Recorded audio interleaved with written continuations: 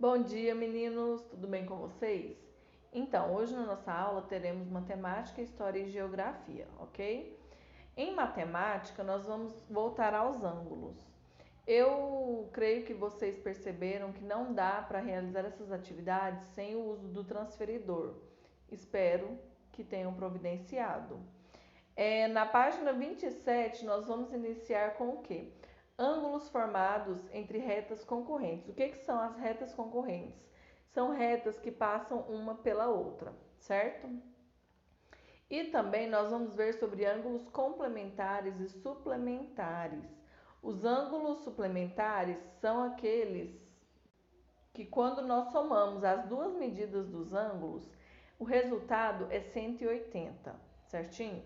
Já os ângulos complementares, ele ocorre quando a soma das duas medidas é igual a 90. Lembrando que 90 graus forma um ângulo reto. Ele não é um ângulo ovalado, ele é um ângulo reto, ok? Ângulo oposto pelo vértice. É o ângulo que eu tenho que eles são opostos pelo vértice. Quem é o vértice? É o ponto de origem. Então, sempre vai ser aquele pontinho do meio onde liga as duas semirretas ou onde duas semirretas passam, ok? Duas ou mais semirretas passam. Quando tem o mesmo vértice e os lados de um deles são semirretas opostas aos lados do outro.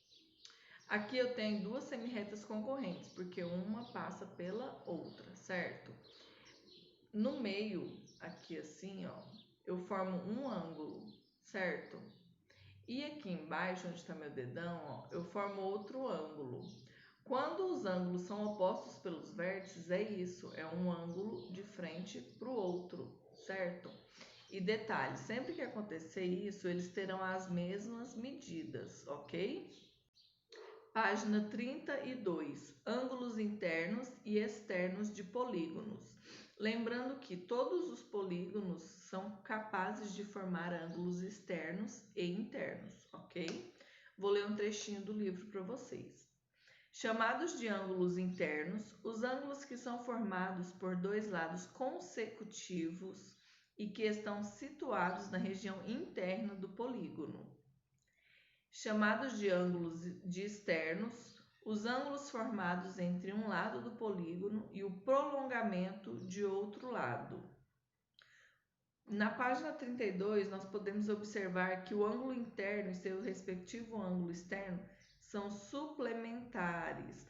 Tem dúvida no que é suplementar? Volta lá na página 27.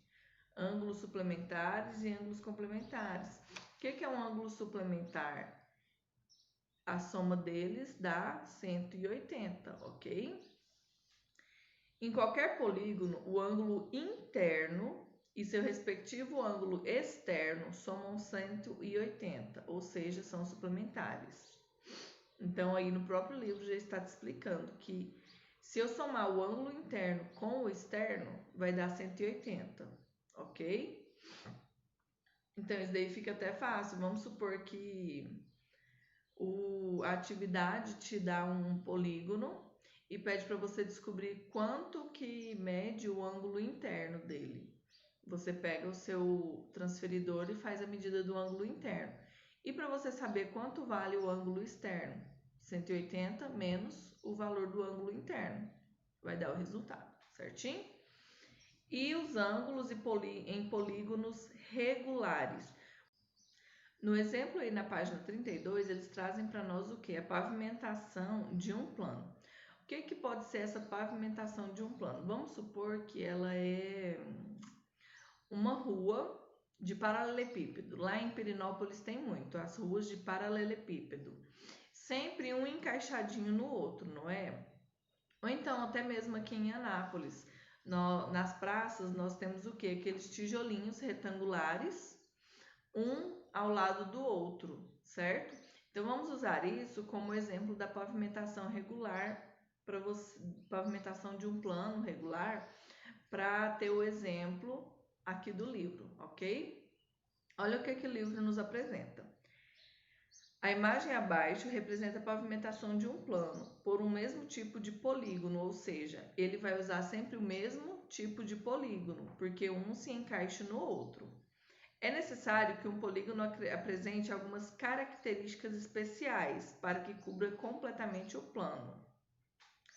Consiste em acomodar polígonos em uma superfície plana, de modo que não haja sobreposição nem espaço entre eles. Então, é o que eu acabei de falar. A pavimentação de um plano é isso. Eu tenho que colocar todos os polígonos, um ao lado do outro, sem deixar espaço e sem um ficar acima do outro ou embaixo, sem um sobrar e faltar, certo? Alguns dos polígonos que podem ser usados para pavimentar um plano. Nós temos um quadrado, um triângulo, um hexágono e um losango, certo? Porque eles se encaixam perfeitamente. Na pavimentação com hexágonos, que é essa que eles dão aí no exemplo, coloridinho, note que os ângulos em torno de seus vértices somam 360 graus e que a medida de seus lados é a mesma. Isso permite que se encaixem perfeitamente. Então, além deles terem a mesma forma, eles têm que ter também o quê? O mesmo tamanho, certo? Polígonos que têm lados congruentes e ângulos congruentes são chamados de regulares. Triângulos, página 34. Primeira coisa que vocês precisam saber sobre triângulos, que a soma dos ângulos internos dos triângulos sempre será 180, ok? Para nós desenharmos polígonos, nós usamos o quê? Os esquadros. Eles vêm no formato de um triângulo, certo? Aí no livro apresenta para vocês dois esquadros, um de 45 e um de 60 graus, certo? O que o livro quer que vocês façam? Meçam os ângulos desses triângulos para descobrir quem é o de 45 e quem é o de 60, certinho? Então, começa fazendo esse exercício. Como que nós vamos medir? Através do transferidor, tá bom? Então, através do transferidor, nós vamos fazer a medida dos ângulos desses dois esquadros para saber qual que é o esquadro de 60 e qual é o esquadro de 45.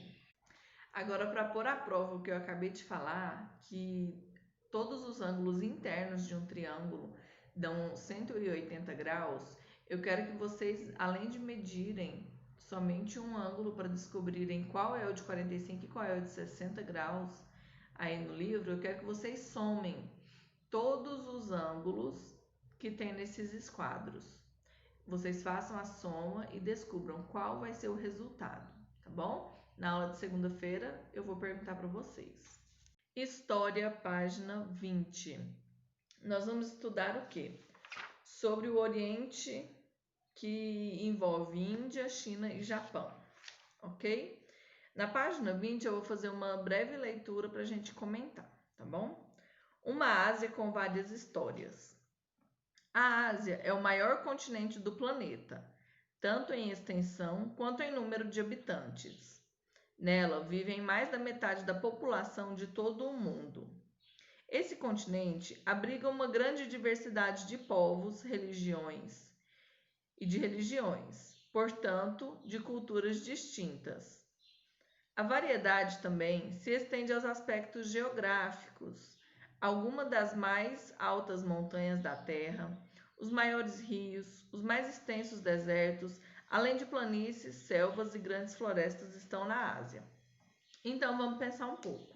Se a Ásia é um continente grande e tem muitas pessoas, obviamente ela terá o quê? Várias culturas, certo? Dentro de culturas, o que a gente tem? A gente tem religião, gosto musical, dança, comida, então tem várias coisas envolvidas na cultura, certo? Os nossos amigos europeus sempre tiveram um interesse nas riquezas que poderiam ser encontradas na Ásia. Porém, na Idade Moderna foi que eles ampliaram os esforços para estar conseguindo mais acesso às riquezas que a Ásia poderia oferecer para eles. Na página 21 tem um breve resumo sobre a história da Índia que eu vou ler para vocês, tá bom? A história da Índia teve início aproximadamente no século XVIII antes de Cristo. Então foi antes de Cristo nascer, já começa a história da Índia, ok? Quando se formaram as primeiras cidades nos arredores do Vale do Indo, rio que originou o nome do país. Então existia um rio que chamava Indo. Foi onde se originou o país da Índia. A região do rio Indo é muito fértil, o que possibilitou a instalação de uma sociedade mais antiga do Oriente. Então, quem eram os povos que iam para essa região? Era mais o povo agricultor, que cultivava, que plantava o alimento, certo?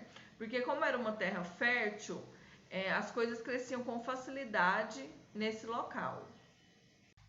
Agora vamos falar sobre algumas das religiões da Índia, ok? A principal e predominante é o hinduísmo. E dentro do hinduísmo existe o quê? A sociedade das castas. Eu vou ler para vocês e vou explicando aos poucos, tá bom? Lembrando que a Índia se formou antes de Cristo, bem antes de Cristo, ok? As mais antigas manifestações religiosas indianas envolviam cultos à força da natureza e aos deuses que as representavam. Acredita-se que as pessoas, o ser humano, ele precisa de acreditar em algo, ele precisa de acreditar em algo supremo, em uma força maior que exista, para ele ter fé, certo? A fé é essa crença em que algo maior do que nós exista. Então, como na época eles não conheciam, né, a Deus, nosso Deus que a gente conhece, nós cristãos conhecemos, o que a maioria fazia? Eles criavam deuses para as forças da natureza, certo? Existem algumas religiões ou até mesmo alguns povos que ainda seguem esse preceito. No caso do hinduísmo, eles ainda seguem, ainda existe, né? A religião deles, nós temos que respeitar mesmo sendo diferente das nossas. Os índios também. A gente está falando dos indianos, tá? Que são os hindus que acreditam no hinduísmo. Eu vou dar um exemplo também dos índios que eram aqui do Brasil antes dos portugueses chegarem. Eles também eram politeístas. O que é isso? Acreditavam em vários deuses. Eu já comentei isso com vocês. E para eles terem uma força maior, para eles acreditarem, eles colocaram essa força em quem? Na natureza. Então existia o Deus Sol, Deus Lua, o da natureza, o da colheita, certo? Isso baseia-se também no hinduísmo. Não que um tenha descendência do outro, certo? Mas eu estou explicando para vocês que foi comprovado que o ser humano precisa acreditar em algo maior, em algo supremo, ok? Então eu vou continuar a leitura. Os hinduístas adoram várias divindades, entre elas tem Brahma, o Criador, Vishnu, o Conservador, Shiva, o Transformador, e Ganesha, que é um dos mais populares, que é aquele com cabeça de elefante, que auxilia na superação de todos os obstáculos. Por isso que ela é muito famosa, né? Porque ela ajuda a superar os obstáculos. Os hinduístas acreditam também na reencarnação, ou seja, ele acredita que se eu morrer aqui agora, em algum momento eu irei reencarnar, certo? Eu irei nascer novamente. Nesse caso do hinduísmo, a reencarnação deles não é só em pessoas, eles acreditam que a gente possa reencarnar também em animais, em plantas e por aí vai. A divisão da sociedade indiana em castas é baseada na religião e na crença de que as pessoas não são iguais umas às outras. Então lá existe essa diferença de que algumas castas são melhores do que outras. O que pode-se dizer que essas castas? Pode-se dizer que são sociedades, que são núcleos sociais, ok? De acordo com a tradição, as 4 principais grupos sociais indianos teriam surgido das partes de um deus, os Brahmanes, a classe dos sábios, sacerdotes e professores, incumbidos da orientação espiritual e do aconselhamento aos governantes. Teriam surgido da boca. Nós também temos os Kshatriyas, a casta guerreira, encarregada de manter a ordem política e garantir a proteção social, que poderiam ter surgido dos braços. Nós também temos os Vaishyas, casta composta de comerciantes, artesãos e grandes proprietários de terras, responsáveis pela economia e economia da sociedade. Acredita-se que eles surgiram das coxas. Também tem os Sudras, os trabalhadores braçais, que deveriam seguir os desígnios das outras 3 classes. Teriam vindo dos pés das divindades. Havia ainda os párias, ou os intocáveis, pessoas consideradas sem função social, como mendigos e andarilhos, que não teriam vindo dos deuses. Isso daqui pode ser visto na novela O Clone, salvo me engano. Eles falam muito sobre essas castas. No sistema de divisão de castas, não era permitido mudar de condição social. Portanto, mesmo com a aquisição de bens e riquezas, a casta do indivíduo seria sempre a mesma. Ou seja, vamos supor que um Sudra, né, que era o trabalhador, ele conseguiu um dinheiro, vamos dizer, jogando na loteria, ficou rico. Ele não mudava a casta dele, ele continuava sendo Sudra. E para os Brahmanes, eles não aceitavam que um Brahmane casasse com um Sudra, mesmo ele sendo rico, porque a casta dele é inferior, certo? E isso perdurou até 1960, então assim, é bem recente, né? Tem o quê? 60 anos. Quando as castas foram banidas por lei, porém na prática elas continuam a existir. Aquele pessoal que é mais conservador, eles ainda acreditam nisso e pregam isso, né? Por mais que seja proibido. Agora eu quero falar para vocês ainda sobre as castas, sobre uma pessoa muito conhecida de todos nós, tipo, do mundo inteiro, que é o Siddhartha Gautama. Não conhece? Nunca ouviu falar? Ele é o Buda. A sociedade de castas não era aceita por todos e outras correntes de pensamento surgiram contestando essa organização social. Siddhartha Gautama, conhecido como Buda, foi um príncipe do atual Nepal. Ele renunciou ao trono e se dedicou à busca da eliminação das causas do sofrimento. Porque como havia preconceito entre as castas, isso causava sofrimento para quem tinha a casta mais baixa, né? Então, ele foi um dos que se revoltou e virou contra isso, contra esse tipo de preconceito. Por isso que ele é muito conhecido, inclusive tem religião por causa dele, né? Página 25, agora vamos falar sobre a China, né? A gente já tá falando tanto sobre a China.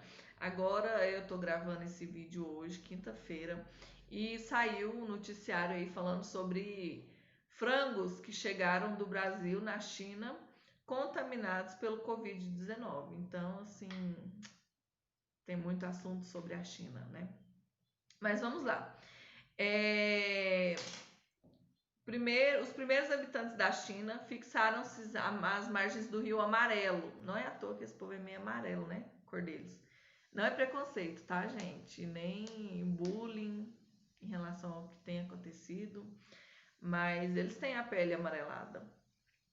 E quando esse povoado se alojou próximo ao rio, eles cultivavam mais arroz, milho, que são grãos e cereais que dão para fazer várias coisas, entendeu? Por isso que eles se dedicaram mais ao cultivo de arroz e milho e também a criação de pequenos animais, provavelmente galinha, porco, né? A história da China é constituída por um emaranhado de dinastias. O que seriam essas dinastias? Famílias ricas que queriam o poder, certo? Aí uma estava no poder, a outra ia lá, guerreava com ela, derrubava e ficava no poder. Aí outra não achava certo, guerreava e por aí vai. Mas vamos ver um pouquinho sobre essas dinastias e sobre como foi construída a nossa China. Nossa não, né? A China. Dessas dinastias, nós vamos falar de 4 que foram as principais, ok? Durante a dinastia Shang, fundada pelo imperador Tang por volta do ano de 1750 a.C., os chineses praticavam o comércio e dominavam a tecnologia da fabricação de utensílios de bronze. A sociedade era hierarquizada, ou seja, um tinha que respeitar o superior, né? O inferior respeitar o superior. Os governantes dessa dinastia promoveram o desenvolvimento da agricultura e da pecuária. Com isso, eles acabaram construindo cidades, ok? A dinastia Shang perdeu o poder para os guerreiros do rei Wu, ou Wu, dos Zhou. Então era a dinastia Zhou, que implantaram a dinastia Zhou, iniciada no século XIII a.C. Neste período, houve um grande avanço tecnológico nos ramos da metalurgia, artesanato e agricultura. Esse desenvolvimento favoreceu as trocas comerciais e o uso de moedas feitas de cobre. A ampliação da atividade mercantil levou o governo a investir na construção e na manutenção das estradas por onde passavam caravanas de mercadores. Os soberanos dessa dinastia, eles eram adorados por causa do cuidado que eles tinham com a justiça, com a valorização das relações familiares e também com a diminuição dos impostos que foram implantados. No século III a.C., uma nova dinastia se sobressaiu na China, ou seja, ela teve destaque. Foi a dinastia Qin. Nesse período, houve a unificação de toda a China. A China ela era dividida, igual a Coreia. Porém, na época da dinastia Qin, toda a China foi unificada sob a autoridade de um único governante, o rei Xin Huangdi. Ele deu início ao Império Chinês e à construção da Grande Muralha, que servia de proteção aos chineses contra possíveis ataques estrangeiros. Sobre isso a gente vai falar agorinha, sobre a Muralha da China. Com a morte de Xin Huangdi, iniciou-se um período de agitações políticas e revoltas, que teve fim por volta de 206 a.C., com a ascensão da dinastia Han ao poder, quando o imperador alcançou sua maior extensão e teve grande prosperidade na produção e no comércio. Então, o que aconteceu? O líder da dinastia Qin morreu e desestabilizou toda a parte política da China, toda a questão política, econômica e administrativa da China. Com isso, a dinastia Han aproveitou aquele caos para tomar conta, certinho? Agora vamos falar um pouco sobre a Muralha da China, certo? Ela se localiza ao norte do país e não é uma construção contínua, igual muita gente pensa, né? Que a Muralha da China todinha. Não, ela tem alguns buracos, certo? Ela tem alguns pedaços que não são construídos, tem alguns pontos de interrupção. Sua construção ocorreu com maior fôlego durante a dinastia Ming. Nós não falamos sobre ela, mas foi 1368 a 1644. Além de proteção, ela também facilitava a comunicação ao norte do território e controlava o fluxo das pessoas que entravam e saíam do império. Então, eles tinham um certo controle sobre quem estava lá, certinho? A Muralha da China, também conhecida como Grande Muralha, é o monumento histórico chinês mais conhecido internacionalmente e ele faz parte da seleção das 7 maravilhas do mundo, certo? Então, a Muralha da China, ela faz parte das 7 maravilhas do mundo.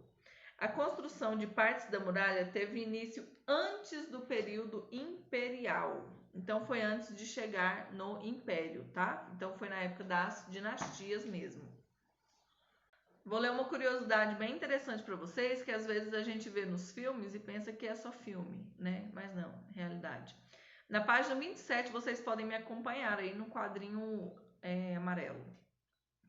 Quando Xin Huangdi, que foi o líder da dinastia Qin, ele faleceu, né? Aí desestruturou tudo e o pessoal da dinastia Han tomou conta.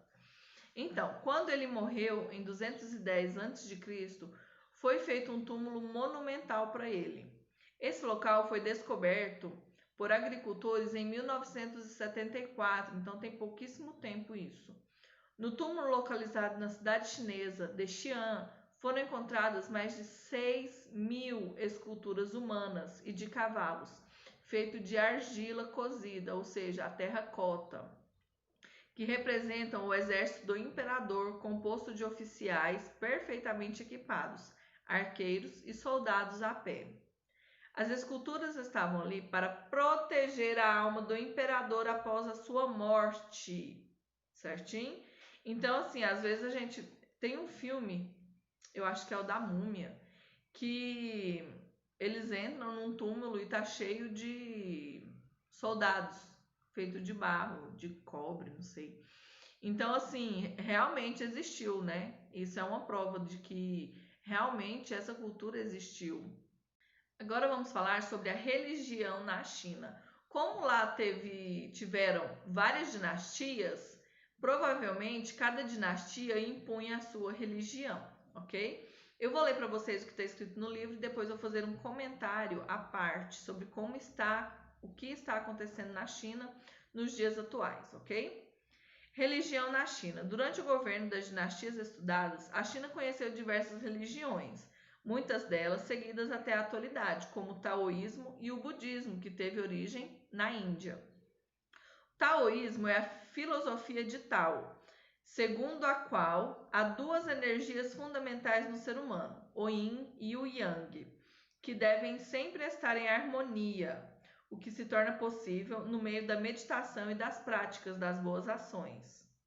No século VI a.C., Confúcio criou um sistema filosófico que discutia vários assuntos, como a moral, a política e a religião. Essa corrente filosófica ficou conhecida como confucionismo. Foi a doutrina oficial da China por mais de 2.000 anos.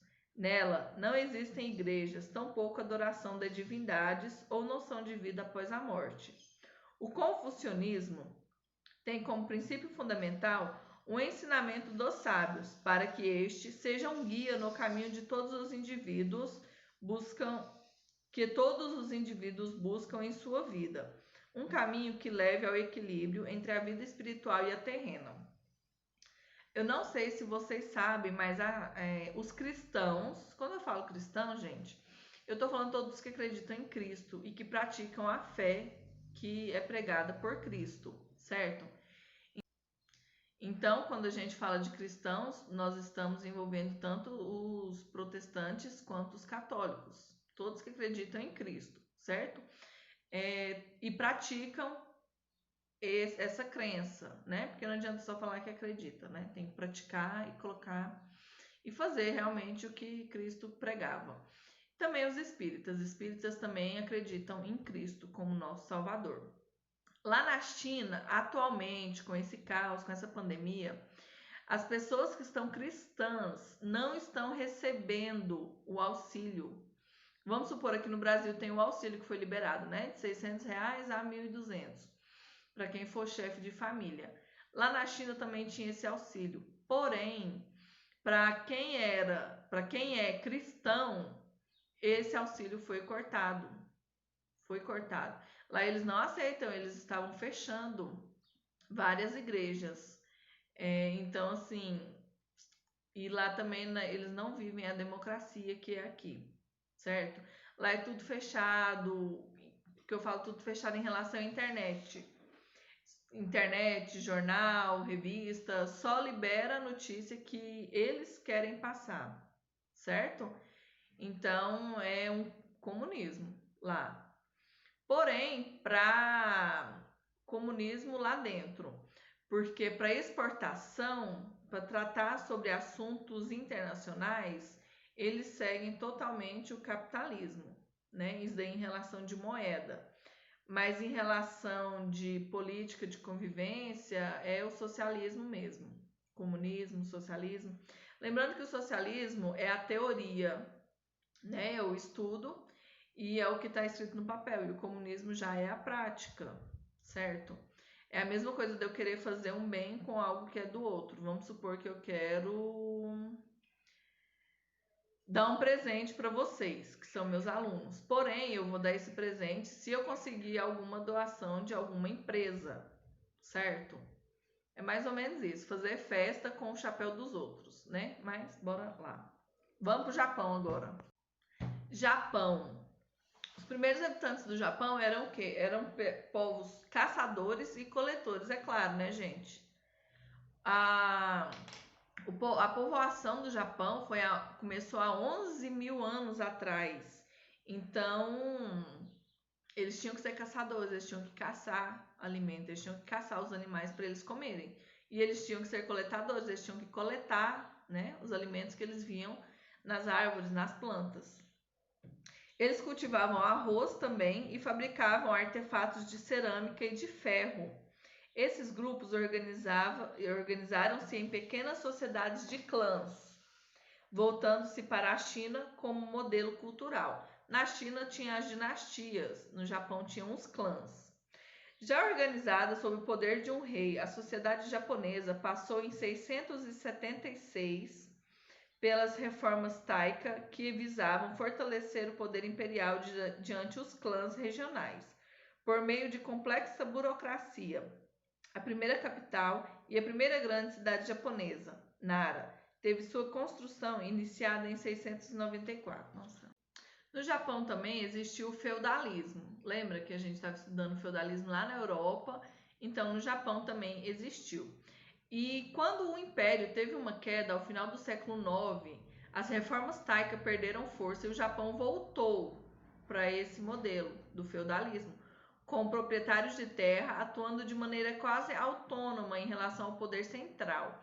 Lembra que o feudalismo tinha muita influência em relação ao poder central dos reis. Porém, lá no Japão, ele perdeu um pouco esse poder e estava trabalhando totalmente de forma autônoma. Quase totalmente de forma autônoma. A sociedade se organizou nos seguintes anos até formalizar o shogunato, ou seja, o poder nas mãos dos shoguns, nobres que eram os maiores proprietários de terras. A eles estavam subordinados os servos camponeses, que é aqueles que faziam todos os trabalhos braçais, os quais em troca de moradia e de proteção. Então, eles trabalhavam para ter moradia e proteção. Faziam trabalhos gratuitos para os seus senhores. Havia também os guerreiros, denominados samurais, que também tinham a função de proteger as terras dos shoguns. Os samurais constituem parte da cultura deste país, né? Muito conhecido e admirado por várias pessoas. Os samurais, eles tinham um código de conduta e de lealdade muito rígido. Eram exímios guerreiros e suas maiores habilidades eram boa forma física, manuseio de armas e a coragem. Também tinham conhecimento de poesia e de uma filosofia voltada à sensibilidade humana. Então, eles não eram só guerreiros, né? Só assassinos, digamos assim. Eles tinham uma certa conduta a ser seguida. E as armaduras variavam de acordo com o período histórico em que eram feitas. E o clã ao qual o samurai pertencia também variava, não era todo mundo igual. Cada clã e cada época eles tinham uma armadura diferente. Os rostos ficavam cobertos por máscaras assustadoras, que não só os protegiam, como também tinham a função de assustar os inimigos. Tem uma imagem na página 30 aí, ó. Está exposta lá no museu em Tóquio, Museu Samurai em Tóquio. Lá no Japão também houve guerras, né? Houveram batalhas para decidir quem ia ficar com o poder, para um tomar o poder do outro. Então vamos lá. Somente no século XVI houve um período de pacificação sob o domínio de shogunato, que perdurou até o século XIX. Então, até o século XIX eles viviam em paz sob o domínio do shogunato Tokugawa. Nos governos desses soberanos, comerciantes locais enriqueceram e o Japão passou a ser uma terra rica e próspera, No campo artístico destacavam-se as áreas de literatura e do teatro. Hoje em dia é o K-pop, né? Cada época tem o seu destaque. Falamos sobre esses 3 países asiáticos. Pra que eu quero saber disso, pro? O que eu quero saber da China, da Índia e do Japão? Lembra que lá no início a gente falou que os portugueses faziam comércio com a Ásia e tal, que chegaram no Brasil por um acaso, procurando novos caminhos para as Índias? Pois é, a gente tem que estudar também a cultura de onde os portugueses faziam comércio antes, tá bom? Então é por isso. Agora a gente vai entrar na parte do contato entre os asiáticos e os portugueses. O primeiro contato dos portugueses com a Índia foi entre o século XV e o século XVII. Pouca coisa, né, gente? Só 200 anos. Então, que eles demoraram para conseguir contornar a África e acertar a Índia, para eles conseguirem iniciar a comercialização. A gente sabe que eles foram para lá no intuito de comercializar especiarias, porcelana, tinta, certo? Então, agora vamos lá no primeiro contato dos portugueses com as Índias. Como a gente sabe, os portugueses exploraram bastantes territórios, certo? E com isso, eles acabaram disseminando, digamos assim, a língua portuguesa por vários lugares. Não só no Brasil, como na África e na França, a Ásia também fala a língua portuguesa, certo? Portuguesa. Eu vou ler um trechinho para vocês de alguns países que falam a língua portuguesa.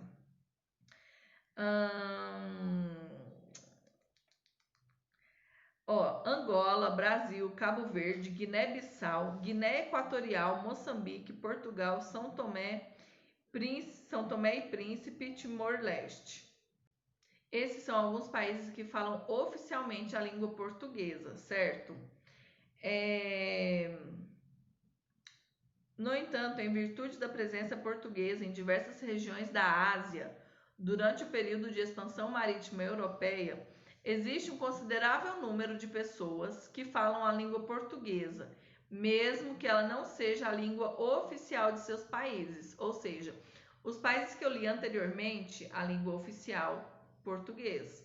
Agora eu vou falar de alguns que a língua oficial não é o português, porém também é falado português. Na Índia, nós temos Goa, certo? O país de Goa. Na China, nós temos Macau. E no Japão, nós temos Nagasaki. Então, são esses alguns dos países do Oriente que falam a língua portuguesa. O primeiro português a chegar às Índias foi Vasco da Gama em 1498. Então, Vasco da Gama não é somente um time de futebol, tá, gente? Foi um navegador muito importante e conhecido. A gente sempre falando muito sobre o comércio, né? Sobre Portugal querer comercializar. Porém, o intuito deles não era somente comercial.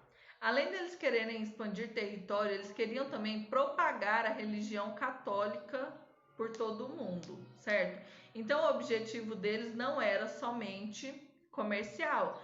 Tanto que, quando eles chegaram no Brasil, o que eles fizeram com os indígenas? Catequizaram eles, né? À força, mas catequizaram.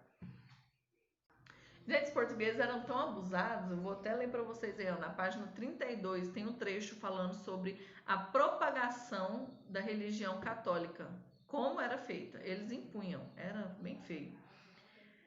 No sentido de não só comercializar, mas também propagar a religião católica, muitas igrejas católicas foram construídas pelos portugueses na Índia, com o objetivo de difundir o cristianismo na região.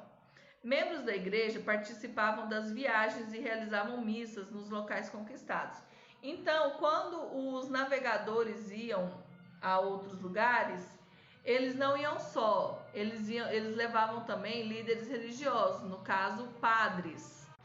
Ainda assim, a conversão era tarefa difícil, levando-se em conta que as populações locais já tinham a sua própria crença, não é verdade? Como o budismo, o hinduísmo e até o islamismo. Alguns povos nativos até se converteram à fé católica, mas outros resistiram. É o seguinte, os portugueses, eles queriam impor tudo que eles achavam que era certo para as outras pessoas. É o que eu falo para vocês. Eles chegaram no Brasil, tô dando um exemplo do Brasil.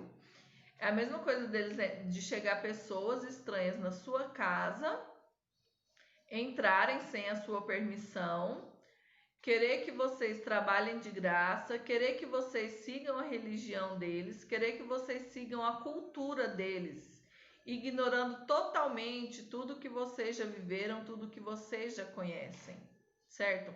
Então, os portugueses eram bem arrogantes nessa parte. Os holandeses, eles disputaram o território de Goa com os portugueses. Lembra que eu falei, que acabei de falar que Goa é um local onde a língua portuguesa também é falada, lá na Índia. Porém, os holandeses também disputaram o território lá, a fim de conseguir o domínio lucrativo e o comércio de especiarias que ali era desenvolvido. Além dessa situação, os portugueses passaram a sofrer resistência em Goa e também disputaram a região com os ingleses e franceses. Então, juntou muito país querendo tomar conta de outro. Por isso, no século XVI, eles resolveram o quê? Decidiram voltar sua atenção para a América, né? Porque já tinha sido descobrido a América. E mais especificadamente no Brasil, certinho? Agora vamos para os portugueses na China. Os portugueses chegaram a Macau, na China, ou Reino do Meio, como eles se autodenominavam, pois eles entendiam que ocupavam o centro do mundo. Então, lá em Macau, na China, eles achavam que estava lá no centro do mundo. Então, eles se denominavam Reino do Meio. Em 1513 foi que os portugueses chegaram lá. A estratégia adotada pelos portugueses foi bastante diferente daquela que eles empregaram na Índia. Ao invés de violência, optaram por diplomacia. Foi o que eu falei anteriormente. Eles eram arrogantes e tentavam o domínio à força. Porém, lá na China, eles quiseram fazer diferente e ser diplomatas, ou seja, conversarem. Sem sucesso, eles não obtiveram sucesso com isso. Os portugueses começaram a negociar clandestinamente com os comerciantes chineses. Eles não obtiveram apoio dos reis, então eles começaram na parte clandestina. Finalmente, em 1555, os portugueses receberam a autorização do imperador chinês para a construção de um entreposto comercial na ilha de Macau. Ainda hoje, Macau guarda resquícios da presença portuguesa, né? Lá em Macau nós temos o quê? A ruína da igreja de São Paulo, na cidade de Macau. Por que ruína? Porque a igreja foi destruída, ok? E agora um pouquinho sobre os portugueses no Japão, porque nós estamos falando na ordem, né? Foi Índia, China e agora Japão. Eles chegaram. No Japão foi quase a mesma desculpa que aqui no Brasil. Chegaram por um acaso. Então vamos lá. Os portugueses chegaram ao arquipélago japonês por acidente. Suas embarcações que viajavam para a China enfrentaram uma grande tempestade e pararam na ilha de Tanegashima, no sul do Japão, em 1543. Quando desembarcaram, encontraram um território dividido por conflitos internos, promovidos por daimyos que queriam aumentar seu poder e lutavam pela propriedade de terras. Os portugueses aproveitaram essa situação, foi o que eu falei, gente. Um local sem estabilidade ou com guerras, com batalhas, com desavenças, é mais fácil de ser dominado por outro. Então, quando os portugueses desembarcaram, encontraram um território como? Dividido por conflito. O que eles fizeram? Aproveitar essa situação para quê? Estabelecer contato com os principais comerciantes. E tornaram-se os maiores responsáveis pela comercialização de produtos com a China, para a qual vendiam prata, cobre e espadas, e também alguns objetos japoneses em troca de seda, certo? Nos navios vindos de Portugal chegavam também missionários cristãos, que pregavam a conversão dos povos locais. Na época eles eram adeptos ao quem? Ao budismo e também ao shintoísmo. O que é isso? Antiga religião japonesa caracterizada pelo politeísmo. O que eu falei? O que é o politeísmo? É a adoração de vários deuses, certo? E também prestavam culto aos seus ancestrais, que eram as pessoas que já haviam morrido. Ao contrário, essa situação, os shoguns expulsaram os portugueses do Japão. Eles não aceitaram isso, certo? Abrindo espaço para os holandeses comercializarem. Porque os holandeses eles queriam só comercializar, eles queriam dinheiro. Os portugueses não, eles queriam porque queriam implantar a religião deles em todos os lugares que eles fossem. Então, isso dificultava mais a colonização dos portugueses, a comercialização, a conversa, certo? No século XVI, após a chegada dos portugueses à ilha de Tanegashima e o contato dos povos nativos com o cristianismo, a região da atual cidade de Nagasaki ficou sob a administração e os cuidados dos missionários jesuítas. Então, foi aí que Portugal conseguiu, né, implantar um pouco da religião e da língua deles. Eles permaneceram nessa região construindo igrejas, escolas e edificações para a administração portuguesa, como as câmaras. No século XVII, a guerra entre daimyos acabou. Lembra que estava guerreando?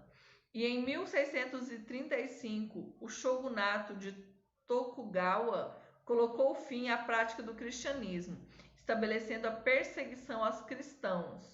Então, não só na China, mas também no Japão, há essa perseguição com os cristãos. Os portos também foram fechados aos estrangeiros, acabando com as relações comerciais externas do Japão. Então é isso, gente. Portugal eles meio que forçavam a barra, né? Eles forçavam a amizade. Porque eles não queriam só comercializar. Se fosse só comercializar, vários países teriam interesse, né? Porém, eles queriam também implantar a sua cultura e a sua religião nos países que eles chegavam.